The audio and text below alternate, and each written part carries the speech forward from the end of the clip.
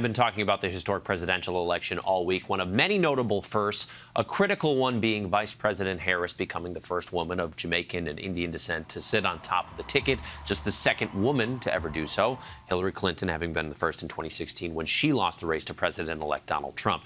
Since these results have started sinking in, many Harris supporters have wondered what happened to all the enthusiasm. Harris raised $200 million in just her first week of announcing her run for the White House. Even well-known on-air personalities are asking what role gender and race played, including our own ABC News Live Prime anchor, Linsey Davis. One thing that stands out, a less diverse electorate. When you think about even just at large with the world, of the 193 UN member nations, only 13 have a woman who leads them. Black women are often the last of the table when it comes to even pay disparity in this country, getting 67 cents on the dollar when it comes to white men. Barbara Jordan, when she was asked in 1976, do you think that this country is ready to have a black woman on the national ticket? She said no. I think that is kind of the elephant in the room that we're not talking about, because we're not just talking about having a woman. We're talking about having a woman of color. And I think that that's something that we cannot underestimate.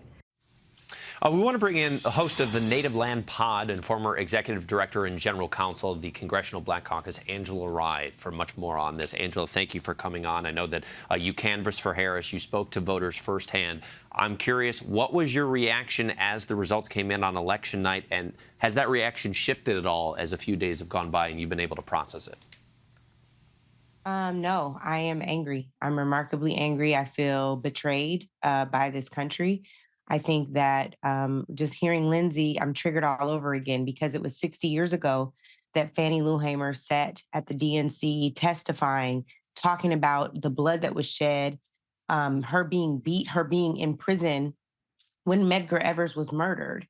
Fannie Lou Hamer, the founder of the Mississippi Freedom Democratic Party, questioning, is this America? And the fact that we have to look at an ancestor like Fannie Lou Hamer and respond, this is still America, is deeply problematic and troubling to me.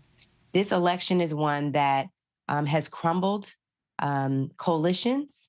This is one that has destroyed allyships and what people are saying in a more progressive way, accomplices. It has done so much of that. And the Democratic Party and people of color writ large in this country have to hit reset and figure out what the path forward is, because this is not it.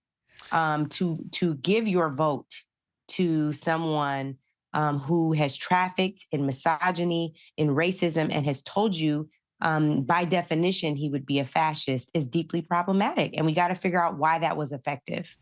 I want to take a look at a breakdown by race of how men and women voted in the election. We have this according to exit polls. And overall, the majority of women voted for Vice President Harris, except white women, with most casting their ballot for Trump.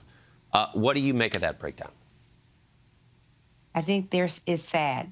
And I think they got to figure out what is in their best interests. And the worst thing here is that folks voted for their singular interest, not for a collective interest. The fact that you could hear someone talk about any human being the way that he spoke about human beings, the way that the people on his campaign, the way that Project 2025 talks about human beings, you got to question why you're okay with voting for that.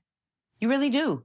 They're like, number one, reproductive justice and abortion have largely been white women-led issues. Black people, despite the fact that Black people and Black women, Latino women are deeply impacted by reproductive justice, the fact that they could not stand in solidarity with women who don't look like them, again, is just troubling. I don't have anything for you today but deep anger, frustration. I'm feeling betrayed. I feel confused. It does not match the energy that I saw on the ground. It does not match the energy that we saw at her rallies. It does not match the person who I know Kamala Harris to be. I am just deeply confused. There has been some criticism of the vice president's campaign. I know that you've already taken to social media in defense of her campaign. I believe you wrote, nobody could have done what you've done in 107 days. You energized and inspired generations with your brilliance, charm, and empathy. This time, like all others, we all expected that you'd pave the way being the first Black woman president. Based on our exit polling, a lot of people said they made their decision based on the economy or based on immigration. we didn't necessarily ask, did you not vote for Kamala Harris because she's a black woman? I'm curious, Angela, in your opinion, how much of a role did the fact that Kamala Harris is a black woman play in her not getting elected president? I think it played a huge role. And I think that most people are not going to be racist on their face, right? They're going to say it was the economy, but the numbers don't add up. So I went to law school to avoid doing math, my friend. But what I do know is that the math ain't mathing. So you can't say that it's the economy and the economy's doing well. It doesn't mean that people in their individual capacities aren't hurting. It doesn't mean that things can't get better. But I am eager to understand how Donald Trump and his tariffs are going to support you or make life easier for you. I'm eager to understand how Donald Trump's tax cuts for billionaires are going to provide relief for working class people. I think that the great divide has existed for many, many years. It's one that Dr. King tried to solve for. It's the reason he was killed. When he tried to build coalition between poor white folks and poor black folks, that is when Dr. King was killed.